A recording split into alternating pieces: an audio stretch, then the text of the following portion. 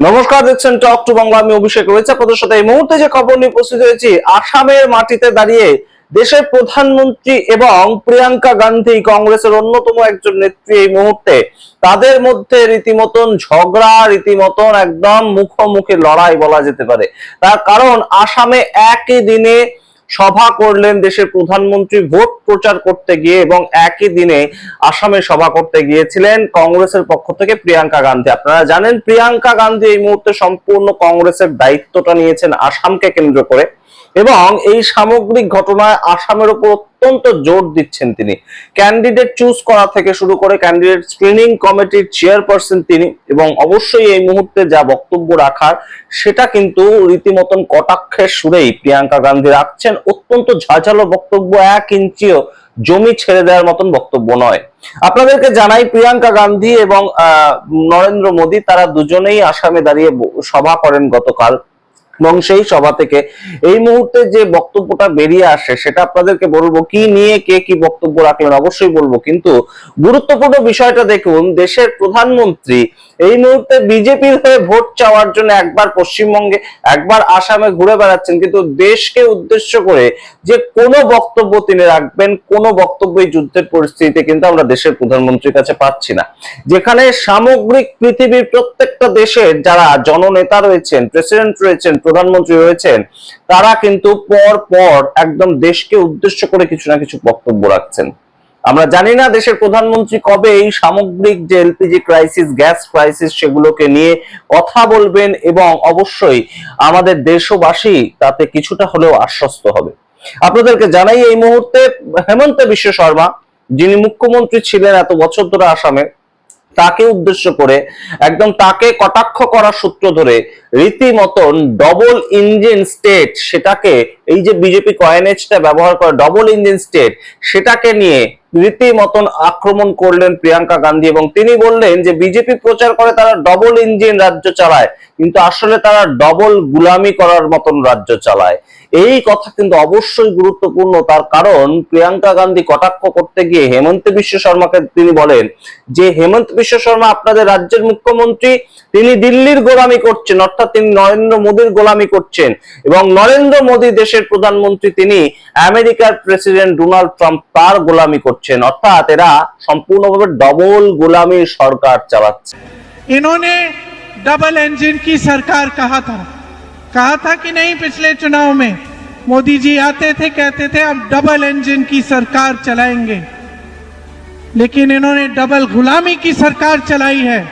Modi ji America के गुलाम बन गए हैं, और उनकी नीतियों की वजह से आज पूरा देश संकट में है, और हेमंतो जी मोदी जी के गुलाम हैं, और ऊपर से ये चाहते हैं कि ये डबल गुलामी की सरकार इस असम के सुंदर प्रदेश और स्वाभिमानी प्रदेश की जनता को गुलाम बना दे, दबा कर रखे। आप सर उठाओ अपना, सीना तानो अपना, और मन बनाओ कि जो नई सरकार आएगी उसके साथ एक नया असम आएगा, आपका असम। তো প্রিয়াঙ্কা গান্ধী যখন নরেন্দ্র মোদী এবং বিজেপিকে আক্রমণ করার জন্য এই সামগ্রিক ইন্টারন্যাশনাল পলিটিক্স সেটার কথা বললেন, এবং অবশ্যই ইন্টারন্যাশনাল পলিটিক্সের সূত্র ধরে ভারতবর্ষ এবং আসামকে তিনি বিচার করতে চাইলেন, জনতার মাঝখানে পৌঁছাতে চাইলেন, তখন দেশের প্রধানমন্ত্রী কি সূত্রটা নিলেন? তিনি একদম 2014 আগে চলে গেলেন। 2014 আগে ছাড়া ভারতীয় জনতা পার্টির বোধহয় খুব একটা নির্বাচনী প্রচার করার মতন বিষয় নেই। অর্থাৎ 2016 পর থেকে তো আসামে এই বিজেপি সরকার চলছে, এবং তরুণ গগৈয়ের নেতৃত্বে যে কংগ্রেসের সরকার 2016-তে শেষ হয়ে গিয়েছে, তারপর থেকে তো আসামে কন্টিনিউয়াসলি বিজেপিরই সরকার চলছে। তাহলে সেই ক্ষেত্রে কেন এখনো পর্যন্ত বিজেপি বলতে পারছে না যে আমরা এই করেছি, আমাদেরকে এসবের ভিত্তিতে ভোট দিন? প্রধানমন্ত্রী নরেন্দ্র মোদী কি বললেন? সেই সাম্প্রদায়িকতার একদম লড়াইটা এবং সাম্প্রদায়িকতার একটা কার্ড, সেটাই তিনি খেললেন। 2014 আগে কংগ্রেস একটা বিল আনতে চেয়েছিল, সেই কথাটার সূত্র একদম উল্লেখ করলেন দেশের প্রধানমন্ত্রী। বিলটা হচ্ছে কমিউনাল ভায়োলেন্স বিল, এবং সেটাকে বিজেপি আটকে ছিল। তা না হলে একদম রীতিমতন মুসলিম লীগ এবং তার সঙ্গে মাওবাদীদের সরকার চলতো ভারতবর্ষ জুড়ে। আপনারা বোঝার চেষ্টা করুন যে নরেন্দ্র মোদী এখনো পর্যন্ত কংগ্রেসের যে একটা ভোট ব্যাংক আসামে রয়েছে, সংখ্যালঘু ভোট ব্যাংক, সেটাকে নিয়ে ঠিক কতটা চিন্তিত হলে সম্পূর্ণভাবে এইভাবে ভোটের ঠিক কয়েকদিন বাকি থাকতে সাম্প্রদায়িকতা সেটাকে আবার উস্কে দেন। দেশের প্রধানমন্ত্রী বলছেন এই কথা, আপনারা শুনুন, তারপর আসছে নিয়ে বিস্তারিত ব্যাখ্যায় যে কেন বিজেপি সংখ্যালঘু ভোট ব্যাংক নিয়ে এতটা চাপে পড়ে আছে আসামের ক্ষেত্রে। साथियों, 2014 के चुनाव से पहले कांग्रेस की केंद्र सरकार ने एक कम्युनल वायलेंस कानून बनाने का प्रयास किया था। इसका मकसद था अपने पक्के वोट बैंक का तुष्टीकरण। इस बिल में बहुसंख्यकों को दंगे के लिए जिम्मेदार माना गया था।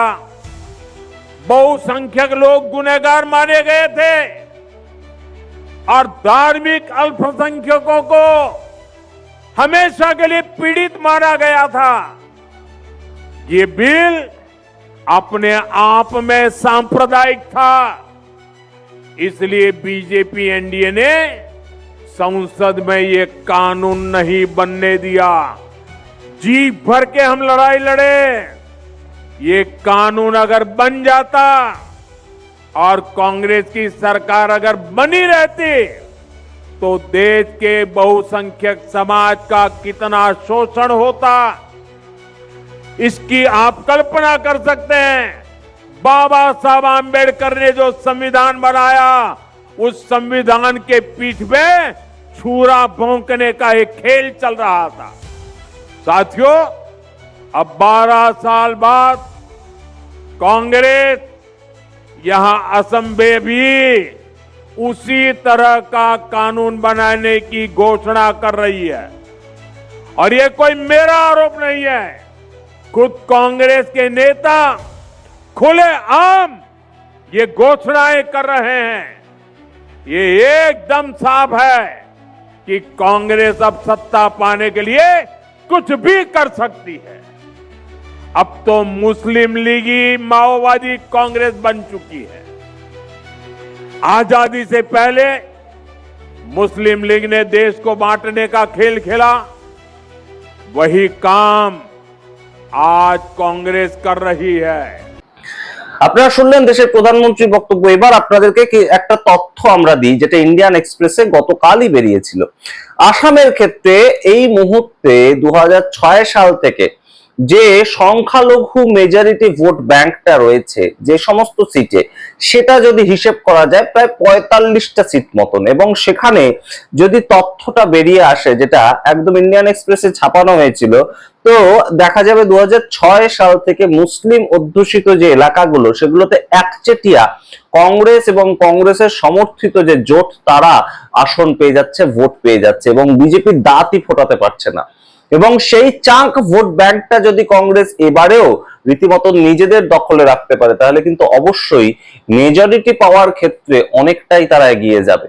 এবং আপনাদেরকে জানাই একটা তথ্য যেটা একদম ইন্ডিয়ান এক্সপ্রেস বলছে, 2021 সালে AIUDF এই যে জোট তারা লড়াই করেছিল, AIUDF দল, তারা 15টা আসন পেয়েছিল 16টার মধ্যে লড়াই করে। 16টা আসন তারা লড়াই করেছিল সংখ্যালঘু অধ্যুষিত এলাকায়, এবং তার মধ্যে 15টা তারা পেয়েছিল 2021, 5 বছর আগেকার কথা। 2016 আরো 5 বছর পিছিয়ে যান, সেখানে 13টা আসনে লড়াই করেছিল AIUDF এবং তাতে 11টা তারা আসন পেয়েছিল সংখ্যালঘু অধ্যুষিত এলাকায়। এবার যদি কংগ্রেসের হিসেবটা বলি, 2021 সালে 29টা আসনে লড়াই করেছিল এই সংখ্যালঘু অধ্যুষিত এলাকায়, যেখানে 14টা পেয়েছিল কংগ্রেস। 2016-তে 26টা আসনে লড়াই করেছিল কংগ্রেস, যার মধ্যে 16টা আসন তারা পেয়েছিল।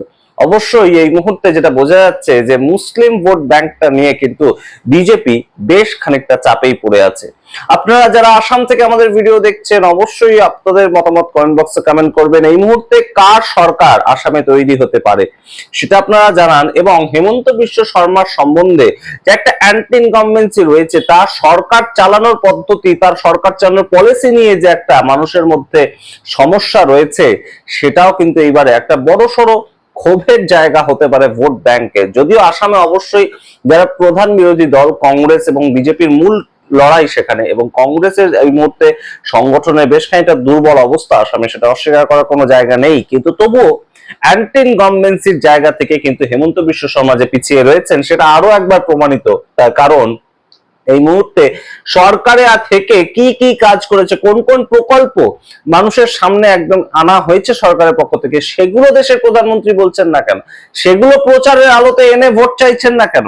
তিনি বিজেপির নেতা হিসেবে তো ভোটটা চাইছেন, তাকে কেন 2014 সালের আগে কমিউনাল ভায়োলেন্স বিল যে কংগ্রেস আনতে চেয়েছিল সেই সমস্ত কথা তুলতে হচ্ছে? 10 বছর তো হয়ে গিয়েছে ভারতীয় জনতা পার্টির সরকার চলছে, তাদের কেন কোনো মার্কশিটের ভিত্তিতে ভোট দেবে না মানুষ? এই প্রশ্ন তো উঠবেই এই মুহূর্তে।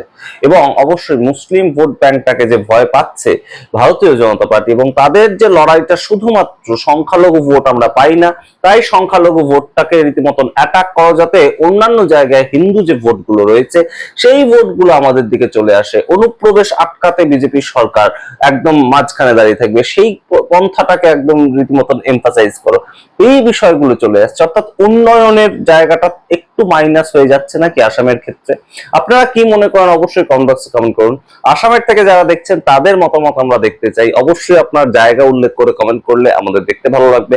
এবং অবশ্যই বিভিন্ন ধরনের ভিডিও পাওয়ার জন্য অবশ্যই টক টু বাংলা ইউটিউব চ্যানেলকে সাবস্ক্রাইব করুন, এবং অবশ্যই আমাদের বিভিন্ন ভিডিওগুলো যদি ভালো লেগে থাকে আপনারা শেয়ার করুন আপনার সোশ্যাল হ্যান্ডেলে, যাতে আমরা আরো ছড়িয়ে যেতে পারি। ধন্যবাদ।